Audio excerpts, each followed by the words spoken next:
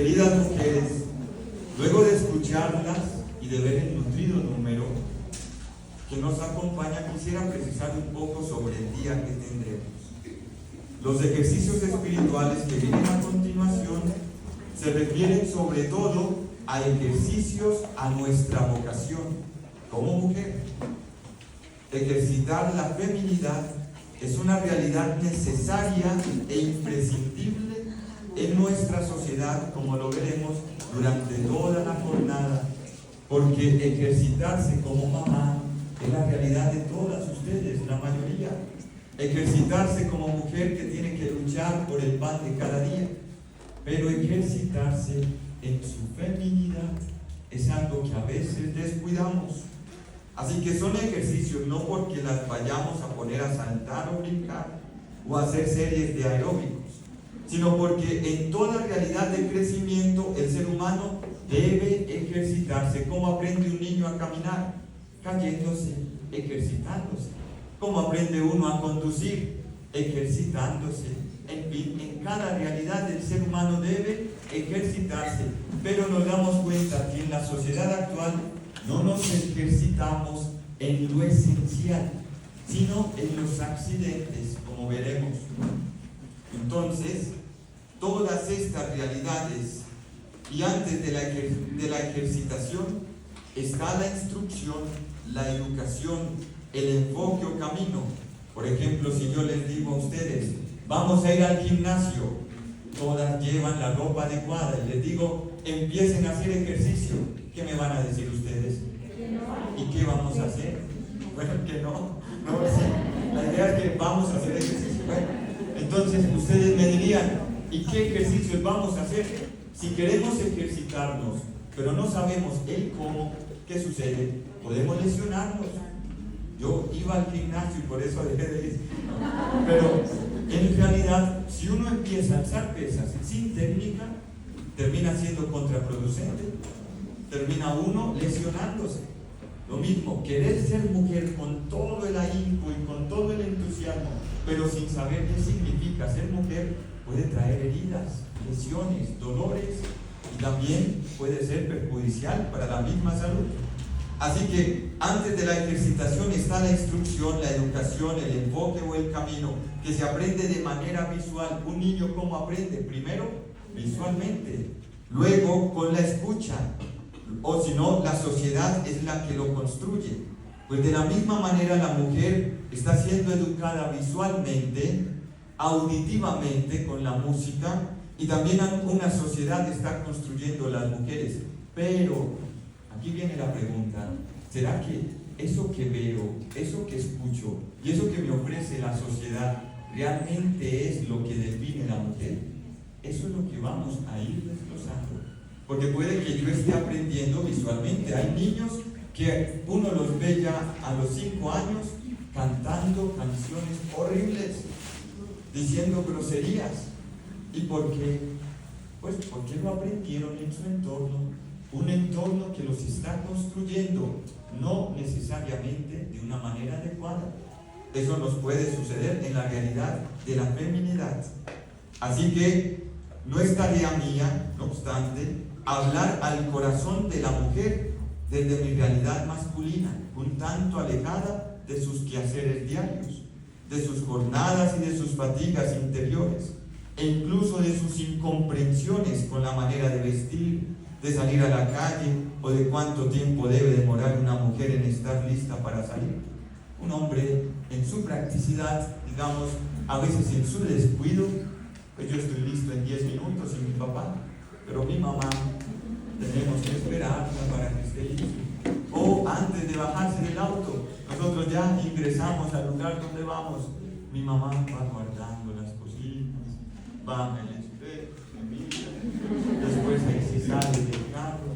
Es la realidad de la mujer y por lo tanto no es tarea mía involucrarme de lleno en esta realidad que desconozco por mi misma biología.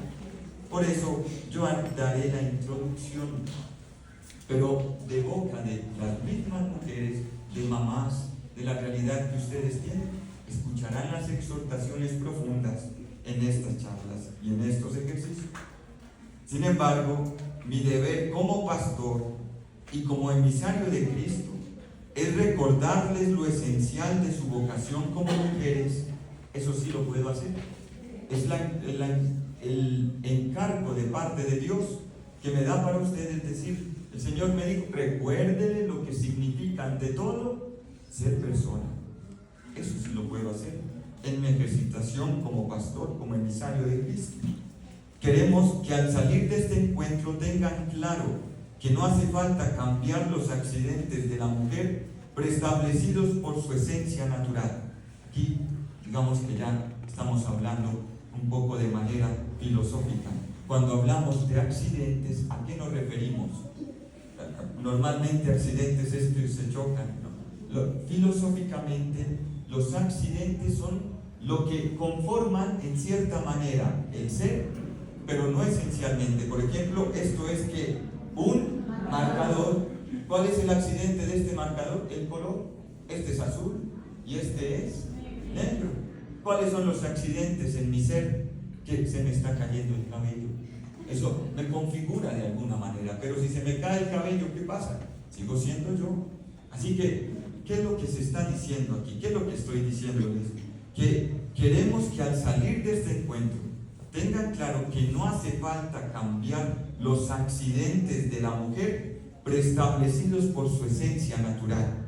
O sea, no hace falta que si una mujer tiene una tendencia, que la sociedad diga no puede ser así, porque es lo que se nos está enseñando hoy en día. Hace poco me enviaron un link de una escuela de padres, ¿cuál era la charla en sí, la síntesis de esta charla? Que las mujeres, que los niños y las niñas no tengan prejuicios de lo que significa ser hombre y mujer. Esas son las escuelas de padres hoy en día. Es decir, quieren quitar los accidentes preestablecidos por la naturaleza. Esto no es necesario. Así que la esencia, voy a hablar otra vez filosóficamente, la esencia del agua, ¿cuál es? H2O. Todos lo aprendimos adecuadamente. Esa es la esencia del agua.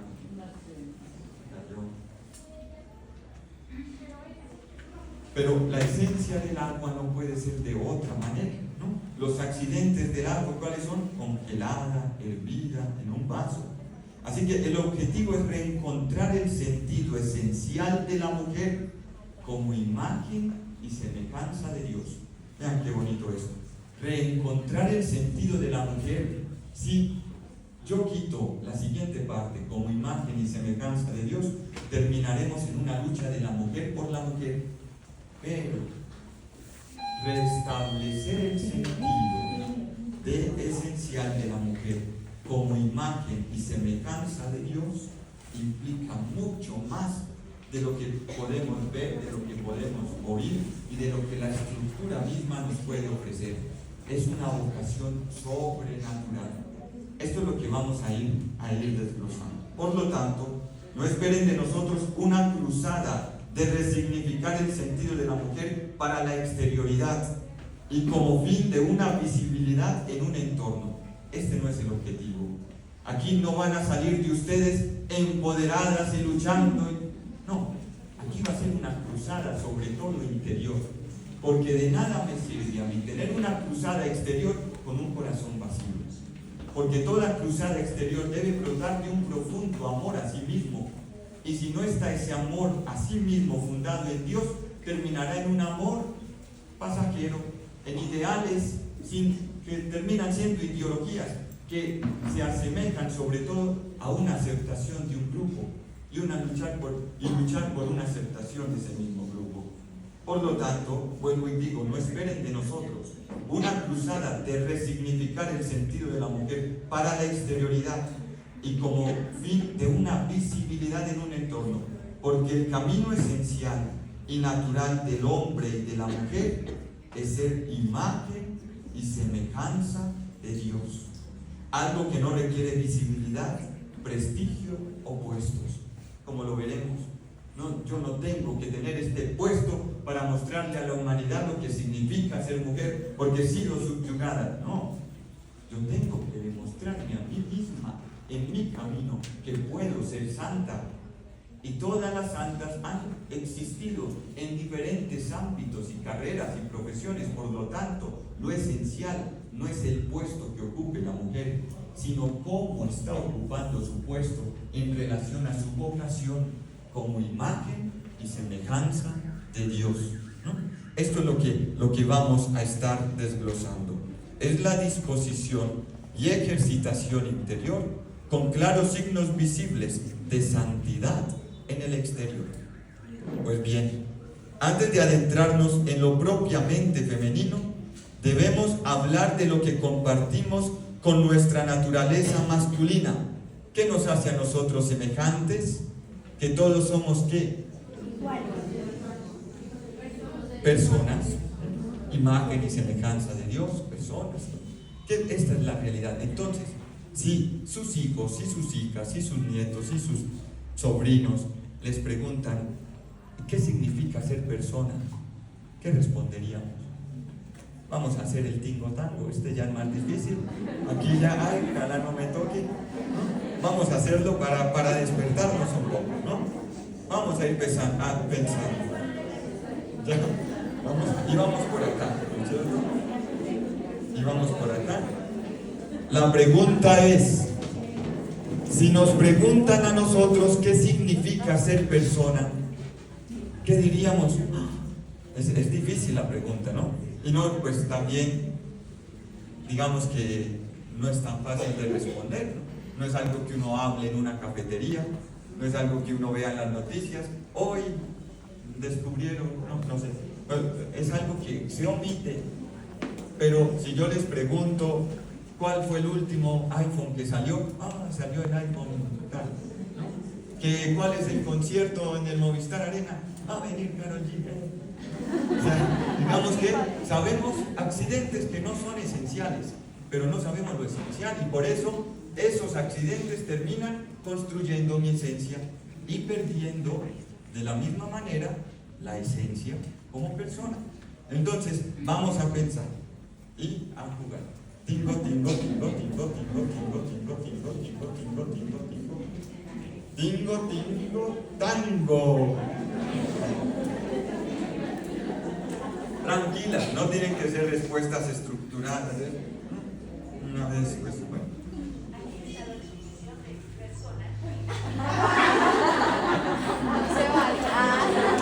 Se ríe.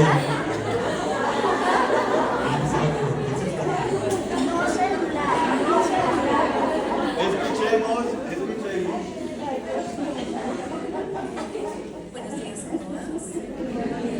Mi nombre es Alex Salomón. La pregunta es, ¿qué significa? ¿Qué es ser persona? Una persona significa que es un ser íntegro, completo, irrepetible, reconocido entre una comunidad, en interacción con los demás, semejante a la naturaleza, los hombres y Dios. Muy bien. Muy bien. ¿A quién más le correspondió?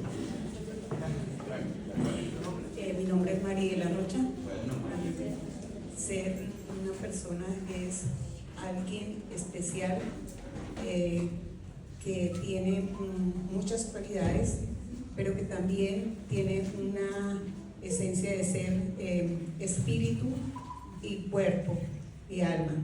Entonces eso es lo que identifica a una persona, sus cualidades, sus defectos y demás. muy bien las dos intervenciones. No vamos a seguir porque me dejan sin charla. Préstame el marcador.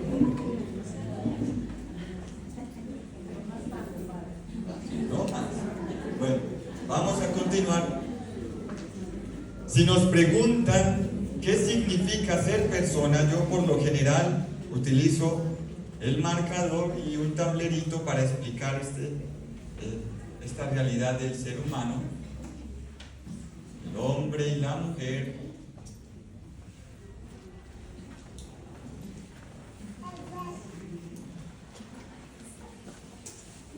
Siempre que nos referimos al qué, va unido al para qué. O sea, cuando uno va a definir algo, si yo les digo, ¿Qué es esto? Siempre, pues digamos que es lo más cercano que tengo. ¿Qué es esto? Es un marcador para escribir. Si les digo, ¿qué es esto? Un atril para apoyarme en él. En fin, podemos, por lo general, toda definición del qué va unida al para qué. De la misma manera, en el ser humano, definirlo con una sola precisión en el qué, tendremos que descubrir el para qué. En ese sentido, en el para qué, vamos descubriendo lo que lo define. ¿Qué es lo que nos define como personas? 3 realidades que ya hace un momento decían, ¿no? ¿Cuáles son las 3 realidades que definen al ser humano? Que tenemos un cuerpo, ¿qué más? Un alma y un espíritu. Santo Tomás de Aquino va a tomar a Aristóteles. A veces dicen, no, la iglesia inventó todo esto para tener a la gente así, vean. No, Santo Tomás de Aquino, ¿qué hizo? Releyó a un filósofo 400 años antes de Cristo, es decir, ni siquiera se hablaba del cristianismo y ya se hacían estas preguntas. ¿Qué es ser persona? Aristóteles, vamos a tomar toda esta doctrina de Aristóteles, pero Santo Tomás es el que nos la comenta y nos la desarrolla. En ese sentido, ¿qué dice Santo Tomás? Que podríamos decir que solo hay 2 dimensiones, cuerpo y alma. Pero para comprenderlo de una mejor manera, yo las divido, no porque todas hacen parte del mismo ser, sino que es un cuerpo y un alma espiritual, pero el alma misma tiene sus propias propiedades. Por eso yo la divido, pero podemos hablar de un cuerpo y un alma espiritual, y está también apropiado decirlo. Vamos a ir definiendo o viendo cada una de ellas. Comencemos. La sociedad gira en torno a ¿cuál de estas 3 dimensiones? Al cuerpo. Y en ese sentido, las mujeres tienden a girar sobre todo en torno al cuerpo. Cuando yo daba clase en Barranquilla, las estudiantes de 11 vimos toda esta realidad del ser persona, la vocación del ser humano. Bueno, era la clase de ética, de filosofía. Y ahí veíamos, y después de una clase, una de las estudiantes se me acercó y me dijo, profe, lo que pasa es que yo me siento fea. Y como me siento fea, pues no me siento feliz. ¿Por qué se sentía ella triste por su realidad? No era fea para nada, tenía realmente un vacío interior. Físicamente la perseguían los muchachos, pero ella se sentía que no era bonita. Todo esto es porque hemos reducido la dimensión de la mujer a un único ámbito, al cuerpo, sobre todo en la costa, bueno, todo el mundo, pero tendemos a pensar que lo que define a la mujer es el cuerpo y es solo un aspecto del ser persona. Así que el cuerpo hay que cuidarlo, claro que sí, y por eso Dios nos dio a nosotros la capacidad de ejercitar ese cuerpo, de disciplinarlo, de encaminarlo. Para el cuerpo hay 2 realidades que nos van a ayudar, que son el deporte y el arte.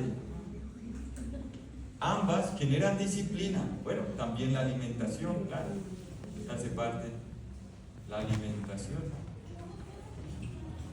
Todas estas realidades hacen parte de la realidad del ser humano y debe potenciarlos adecuadamente, pero no somos solo alimentación.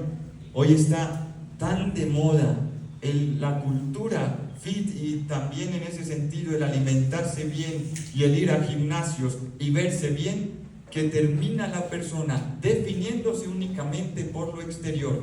Y era lo que el domingo pasado las personas y las mujeres que vinieron a la Eucaristía recuerdan la homilía un poco, ¿no? Entonces en la homilía hablábamos acerca de que el ser humano hoy está dándole tanta prioridad a lo externo que cuando se siente sin fuerzas, cuando se siente deprimido, cuando ha tenido un dolor en su corazón, cuando ustedes la hieren, muchas veces ¿cuál es el desahogo?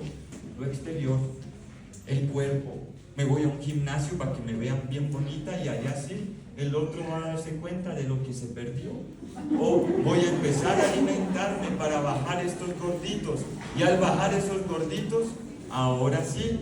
O sea, todos estos objetivos no estoy diciendo que sean malos en su esencia, pero que si nosotros nos dejamos guiar como estos objetivos, como definición de mi ser y de mi felicidad, no voy a sentirme nunca lleno. Porque entonces dejo de ir al gimnasio 2 meses y ya le salen a uno los gorditos. Entonces digo, o veo que otra persona tiene un cuerpo diferente al mío por naturaleza. Y digo, ¿yo por qué no tengo ese cuerpo? Y más bien me hago a un lado. Y ahí uno ve que las mujeres se miran como con envidia y se corren más bien un poquito. Todo esto nos va hiriendo en nuestra esencia, nos vamos hiriendo en nuestra naturaleza. ¿Por qué? Porque nosotros mismos vamos definiéndonos y vamos diciendo, yo soy cuerpo, yo soy cuerpo, yo soy cuerpo. Y cuando veo, ella es más cuerpo que yo, ella es más mujer que yo, y esto nos resiente y nos lesiona. Así que por eso es importante comprender lo que implica el cuerpo, ¿no? O sea, para el cuerpo el deporte, claro que sí, y el arte.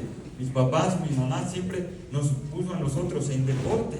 Nosotros no, después del colegio, el deporte todos los días. Y esto nos ayudó mucho, claro que sí. También nos ayudó a la autoestima, claro que sí. Pero nunca nos dijeron, ni con el ejemplo, ni con palabras, que somos solo cuerpo. Y eso es lo que debemos comprender también. La primera dimensión, el cuerpo, es esencial del ser humano, porque no existe un ser humano sin cuerpo. Ya estamos hablando de una realidad espiritual, pero lo que nos define aquí en la tierra es esta realidad del cuerpo. Para el cuerpo el deporte y el arte, ambas generan disciplina, aumentan el autoestima. El alimentarse bien también genera algunos estímulos en el cuerpo, en el ser cuerpo. Pero no vamos a seguir en este ámbito. Para el cuerpo, definirlo es más fácil, ¿no? Pero si nos preguntan, ¿y qué es el alma? ¿Qué respondemos? Tingo, tango, así. Entonces, no vamos a hacer tingo, tango, nos demoramos mucho. ¿Qué es el alma? Pues el alma ya la definía el mismo Aristóteles. O sea, no fue la iglesia. Y esto es importante saberlo. ¿Por qué? Porque hay una cruzada en la que todo lo que venga de la iglesia es malo. Pero resulta que la iglesia lo que ha hecho es tomar de lo que existe y resignificarlo en Dios. Es decir, la iglesia no es que haya creado todo. Seríamos prepotentes en decirlo. La iglesia ve realidades culturales que se asemejan a la bondad, a la verdad, a la unidad, al ser. Y dice, pues, esto nos sirve a nosotros también. Entonces toman de Aristóteles y vamos a ver la definición de alma de Aristóteles. La definición es un poco complicada, pero en sí lo que quiere decir Aristóteles es que todo lo que tiene vida,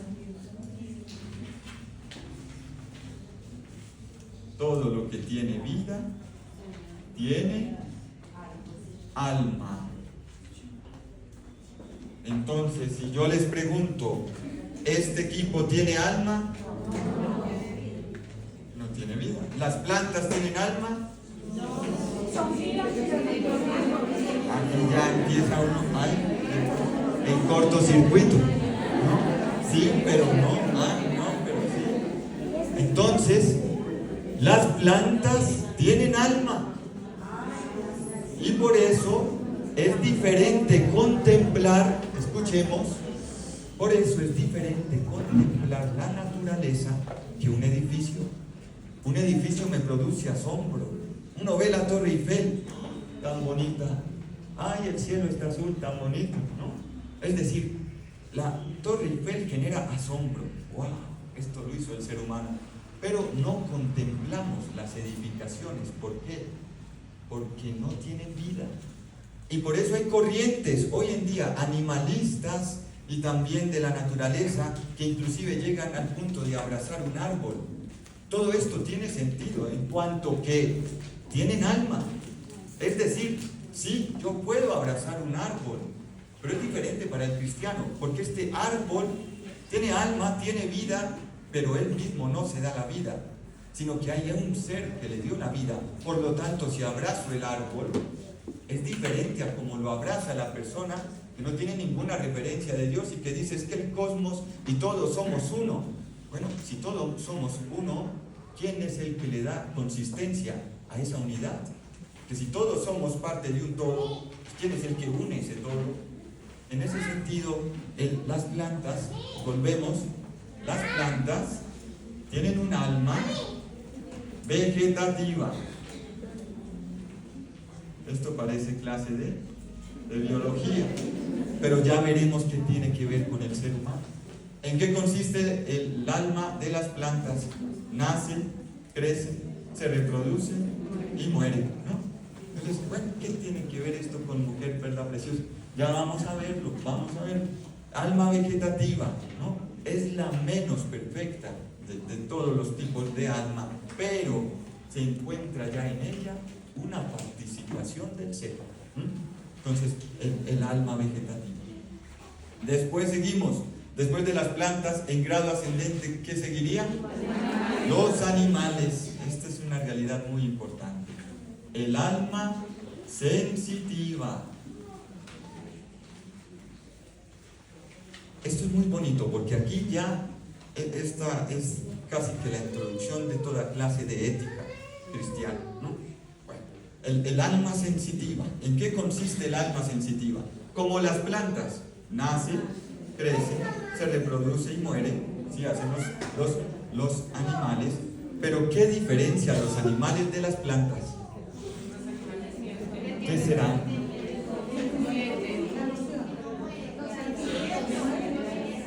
No las escucho. Bueno, lo que distingue a los animales es que los animales se mueven, tienen movimiento y sienten. Entonces aquí les pregunto, si un animal se mueve, entonces los animales son libres. ¿Sí o no? Otra vez el cortocircuito. Ay, ¿sí? Si son libres. Una vez me dijeron unos niños, son libres, pero si los ponen en una jaula, no. Un animal no es libre. ¿Por qué? Ya vamos a ver por qué. Porque uno no ve el perrito que diga, uy, hace rato no me veo con el otro perro de la otra cuadra. Es decir, lo que mueve al perrito a salir, lo que mueve al perrito a chillar, a sentarse, a mover la cola, ¿qué es? El instinto. Él no se mueve por sí mismo, lo mueve algo, el instinto. Y por eso las águilas, a veces decimos, yo quiero ser libre como un águila. Y el águila ni siquiera es libre, ella se mueve. Tiene también su ciclo de vuelo.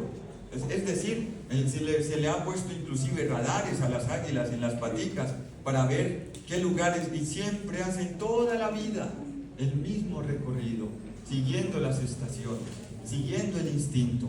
Pero un águila no dice, bueno, ya me cansé de Estados Unidos, ¿cómo era Colombia? O sea, no cambian su ruta, su movimiento siempre será limitado, y eso debemos comprenderlo. Ya veremos por qué, ya veremos qué tiene que ver. Entonces, un animal se mueve por instinto. Y ahora, en los sentimientos, esta es una realidad difícil, que inclusive mi mamá me dice, hijo, tenga cuidado cuando explique esta parte. Un animal ama. Hija, que es muy difícil, porque una vez me dio por explicar esto, tan pronto salí del estudiantado, unos niños de 6º grado, y les dije, los animales no aman, llegaron con los papás después. ¿Cómo así? Usted le está enseñando al niño. Aquí hay que comprender algo. El sentir de un animal es diferente al sentir del ser humano. Y con eso no estoy diciendo que ellos en su perfección no sientan. Porque uno ve a un perrito y uno lo acaricia, y nosotros tenemos un perrito y el perrito mueve la cola y siente el afecto de su dueño y también siente el rechazo de su dueño. Pero aquí hay que precisar, con el lenguaje adecuado, un animal no ama. O sea, ¿por qué? Porque nadie ama lo que no conoce. Y en ese sentido, el animal no puede decidirse a sí mismo que no va a amar a esta familia, sino que va a amar a otra familia. Y le fue mal con esa, no, entonces me voy con otra. Porque el animal por sí mismo siente y en ese instinto también está configurada su permanencia. Entonces, aquí los animales sienten ira, sí, sienten hambre, sienten cada realidad.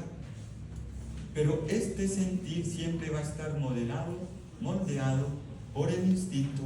Aquí en la realidad del amor no podríamos decirlo de tal. ¿Y qué ejemplo utilizamos? Si ahorita entra quizás el hombre más apuesto del mundo, ¿ustedes ya lo aman? No. ¿Pero son indiferentes? Tampoco. Ahí sí se sientan derechitas, ¿no? Ahí sí abren los ojos, ¿cierto? Pero ahí no hay amor. Entonces, ¿qué hay? Yo podría decir, no hay nada. No, pero sí hay algo. Entonces, algo así es lo que sienten los animales hacia sus dueños.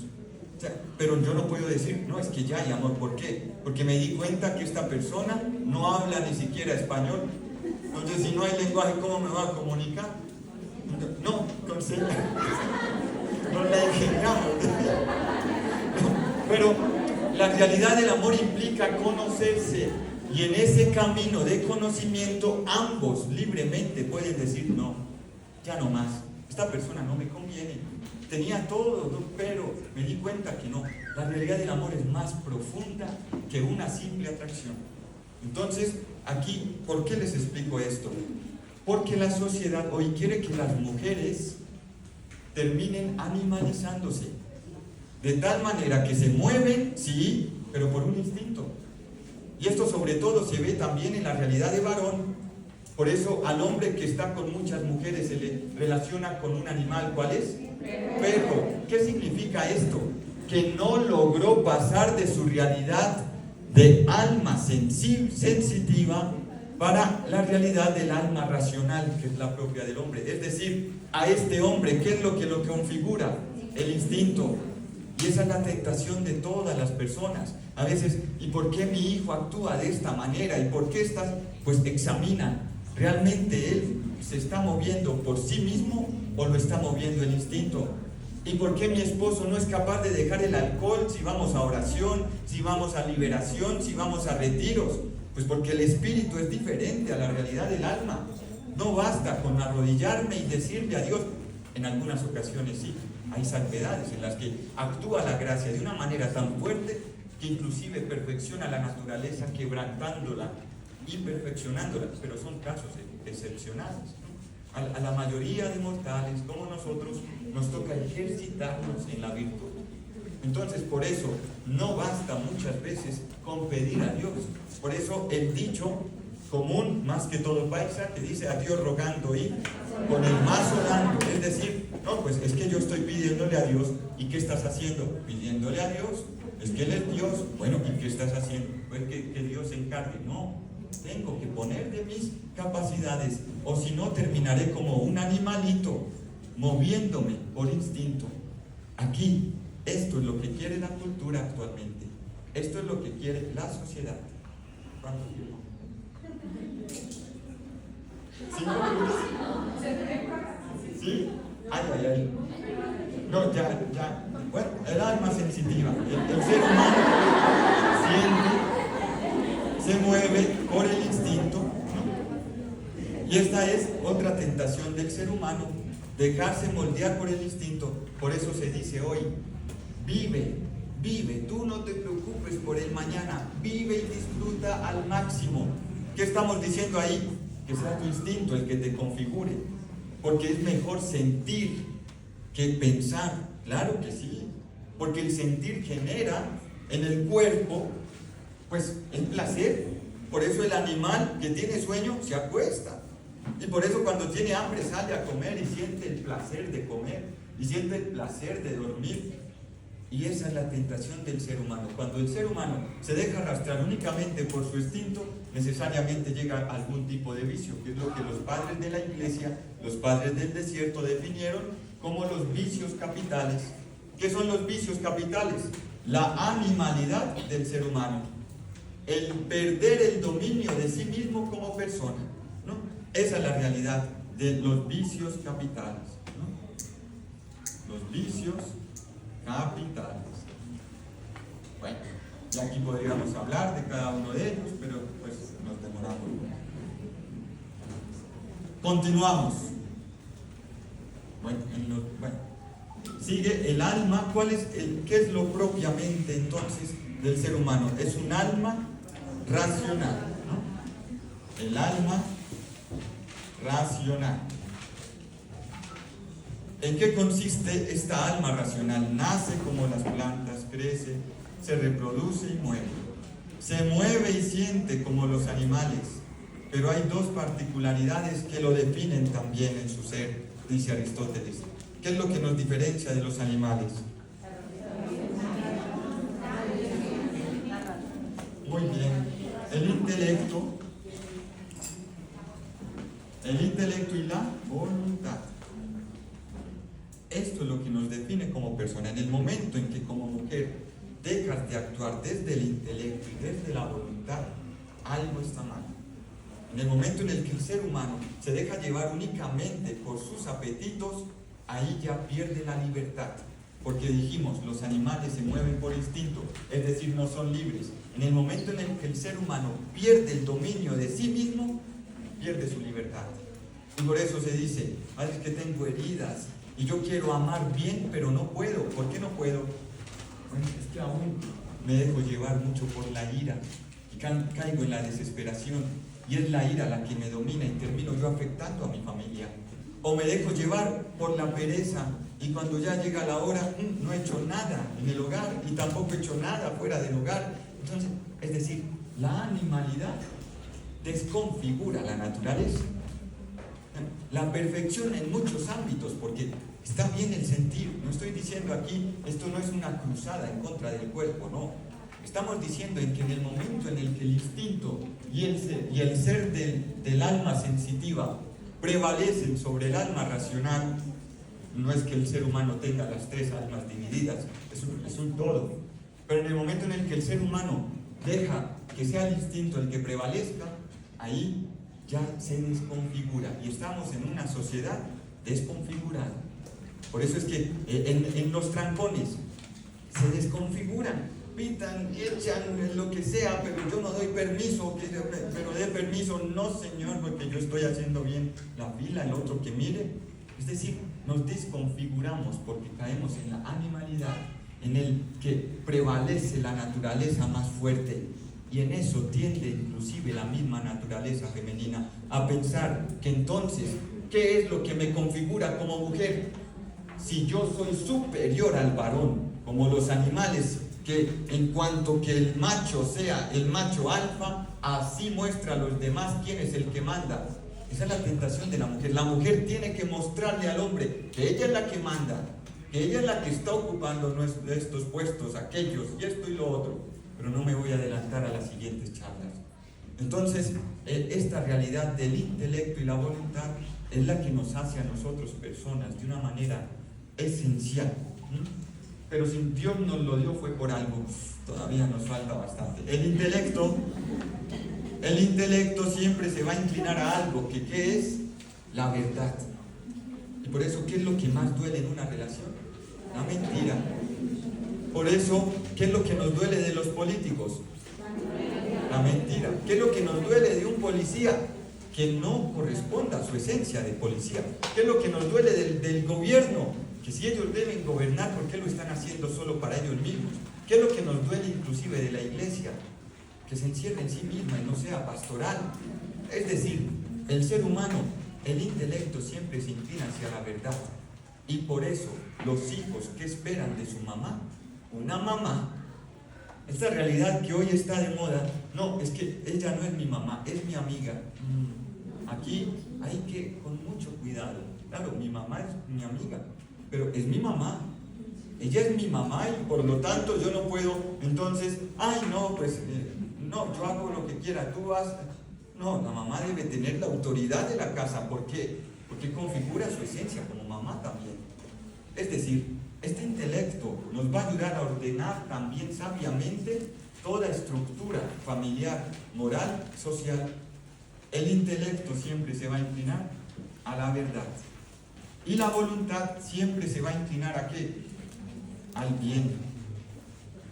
No hay un ser humano que no se mueva al bien, pero si yo les pregunto, ¿el que roba busca el bien? ¿El que mata busca el bien? Entonces, aquí hay que decir, sí busca el bien. No hay un ser humano que lo mueva el mal, inclusive el que se suicida. ¿Por qué lo hace? Porque está buscando un bien. Pero aquí no estoy justificando ni al que roba, ni al que mata, ni al que se suicida, ni cada realidad difícil de este mundo. Aquí lo que estamos diciendo es que el movimiento de la acción es, el motor de ese movimiento es el bien, la bondad. Pero, como decía San Pablo, todo me es lícito, mas no todo me conviene. Por eso los niños, ¿qué es lo que piden? Dulces. Pero si ustedes le dan dulces, no, es que yo soy una mamá progresista y mi hijo tiene libertad de elegir. Hijo, ¿qué quiere usted? Chocolatina, denle chocolatina. Hijo, mañana ¿qué quiere? Hamburguesa, denle hamburguesa.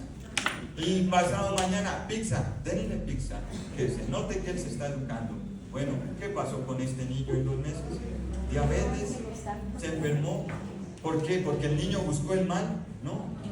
La mamá buscó el mal, tampoco quiso generar, pero ninguno de estos bienes eran bienes superiores, todos eran bienes efímeros. Y esta es la trampa de la sociedad hoy, que nos ofrecen como cruzadas bienes aparentes. Entonces, ¿la mujer tiene que encontrar sentido en su existencia? Claro que sí. ¿Tiene que prevalecer en la sociedad? Claro que sí. Pero, ojo con lo que te están proponiendo, que puede que te estén engolosinando. Y puede que por comer solo golosinas te quedes sin fundamento. Entonces, este es el peligro de la sociedad hoy, moverse únicamente por bienes aparentes. ¿Cómo entonces discernir cuál es la verdad suprema? ¿Cuál es el bien supremo? Y dentro de la voluntad se encuentra una realidad de la que no hemos hablado y no vamos a alcanzar a hablar. Es el amor. El amor es un movimiento de la voluntad. Entonces ahorita dijimos, nadie ama lo que no conoce. Sí, pero cuando se está enamorado, el intelecto cede el paso a la voluntad. Y por eso lo que se quiere, un enamorado, ¿qué desea? Estar con el otro, compartir con el otro. Y dejan de verse y ya en el bus escriben, ya me haces falta. Se acabaron de ver.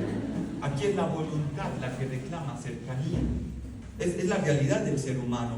Y por eso, por lo general, el que está enamorado pierde, ¿no? El que está enamorado pierde ya, el intelecto. Es decir, es torpe. Por lo general se le caen las llaves, las dejó, ay, esto o aquello, ay, se me olvidó esto. Son signos de que está enamorada la persona.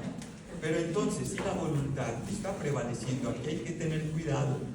Porque hay veces que nos dicen, mira, este hombre no te conviene. Ay, es que él me ama. Es que no te conviene, ¿no te das cuenta? No, por eso se dice, algunos dicen que el amor es ciego, pero no, el verdadero amor es clarividente, muestra la realidad del otro. El amor no es ciego, pero el amor no es enamoramiento. Esta es la primera etapa. Por eso, el peligro de en el enamoramiento tomar decisiones radicales. Y aquí también lo digo con pinzas, porque hay casos excepcionales, en los que Dios actúa en la naturaleza de maneras misteriosas. Por ejemplo, mis papás, ellos se conocieron el 31 de diciembre y el 1 de enero mi papá le dijo a mi mamá que se casara. Es decir, es una realidad que no es ordinaria, pero si a ustedes les dicen eso, ¿qué van a decir? ¿Está loco? Eso no está bien, porque está saltándose este orden. Entonces, en el enamoramiento, a lo que voy es que en el enamoramiento hay que tener cuidado. No digo que no hay que sentir, claro que hay que sentir, hay que vivir el enamoramiento, porque es la germinación de la planta.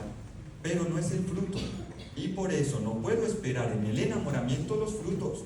Y a veces ya se quieren los frutos y por eso se llega a la intimidad. Yo ya quiero sentir lo que significa el amor. Se desvirtúa. Porque si yo termino es comiendo un fruto biche y termino desfigurando el amor, esa planta hermosa, en un fruto que quedó insípido. ¿Por qué? Porque termina el placer configurando la relación. Entonces, aquí, por eso hay que tener mucho cuidado. Toda decisión que el ser humano, entonces, debe tomar, no debe ser únicamente movido por la voluntad, porque no todos los bienes que se nos ofrecen son verdaderos. Toda decisión que yo vaya a realizar debe ser sometida bajo el juicio del intelecto para que sea enteramente humana, o si no, tomarse una decisión en la animalidad. Eso es lo que estamos viendo en la realidad. Pero ¿cómo entonces? ¿Cuál es el modelo de la verdad, del bien y del amor? ¿Dónde lo encontramos? ¿En quién? En Dios. Por eso, vean qué bonito. De aquí surge la realidad espiritual. Pero si yo no me construyo como persona, no voy a tener tampoco una buena relación con Dios. Y esto abunda en la sociedad. Quiero que Dios me solucione lo que corresponde a mi naturaleza. Y el Señor te hizo capaz de pasar pruebas que tu misma naturaleza te pone. Que tengo ira, ya que el Señor me la quite. No, tú puedes. Y el Señor te dice, yo estoy aquí y te apoyo y te voy a ayudar, pero te hice capaz de dominar esa ira. Es que soy muy chismosa o muy chismoso y es que no logro dominar la lengua, Padre. ¿Cómo que no? ¿Quién te ha dicho que no? Tú misma. Tú eres la que tiene dominio sobre tu vida. Y por lo tanto, tienes dominio sobre esa naturaleza que el Señor te dio. Entonces empieza a cultivar tu naturaleza desde la realidad que sientes, la debilidad. Si es del intelecto, pues a leer. Si es de la voluntad, a hacer ascesis. Por eso la realidad del cristianismo está tan bien estructurada. Porque hay realidades de la voluntad en la que soy débil. Es que no quiero, pero termino haciendo lo que no quiero, decía San Pablo. ¿Pero qué hacía él entonces? Orar, ayunar y penitencia. No, pero es que yo quiero conocer a Dios. Como cuando el Espíritu Santo movió a Felipe hacia el etíope, que le dice, es que yo quiero conocer, pero nadie me explica. Felipe le mostró la verdad, el intelecto. El cristianismo está bajo esas realidades, esas bases que son movidas siempre, intercruzadas, digamos, interrelacionadas por el amor. Y ese amor, y esa verdad, y ese bien supremo es la realidad espiritual que se encuentra en Cristo. Por eso, el sentido del ser humano se encuentra cuando el hombre y la mujer encuentran su sentido esencial como imagen y semejanza de Dios. Solo así. Y eso es lo que vamos, y eso es lo que estamos desarrollando y lo que seguiremos desarrollando en las siguientes charlas. Entonces, explicar la realidad del ser humano, del ser persona, es comprender estas tres dimensiones. Yo tengo un cuerpo que debo cuidar, tengo un alma que debo potenciar y tengo un espíritu. Aquí se me olvidó definir el espíritu. ¿Qué es el espíritu? Es la capacidad de relacionarse con Dios. Por eso, ¿un animal tiene espíritu? No. Aquí los animales no tienen espíritu. Y por eso, si yo les digo, es que abajo tengan cuidado que hay un espíritu de un león, pues les da risa. Pero si yo les digo, es que aquí vivió una señora y abajo en el baño asustan.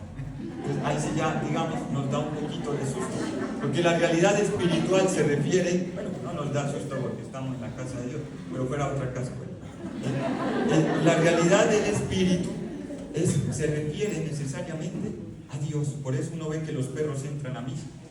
Pero sin embargo, y en todo, siempre va a haber una excepción. ¿Por qué? Porque lograr definir inclusive al ser humano no me corresponde a mí. Solo Dios lo logra definir. Por eso hay casos excepcionales en los que cuando el ser humano no escuchó, San Antonio a quién le predicó, a los animales, y los animales fueron. No porque quisieran escuchar el sermón, pececitos no más saltaban, pero era un signo visible en el que Dios se valió de estas criaturas creadas por Él para mostrarle al ser humano la necesidad de ahondar en su espiritualidad. Y eso es lo que necesitamos potenciar. El Espíritu perfecciona, decía Santo Tomás, la realidad divina. Dios perfecciona la naturaleza. Su gracia perfecciona la naturaleza, pero no la anula. Por eso, pedirle a Dios, claro que sí, para que perfeccione nuestra naturaleza, pero recordando que nunca la anulará. Y en esa realidad, como mujer, aquí vimos como persona, en esa realidad, como mujer, el Señor también te pide a ti algunas particularidades que deben contribuir al funcionamiento de la sociedad.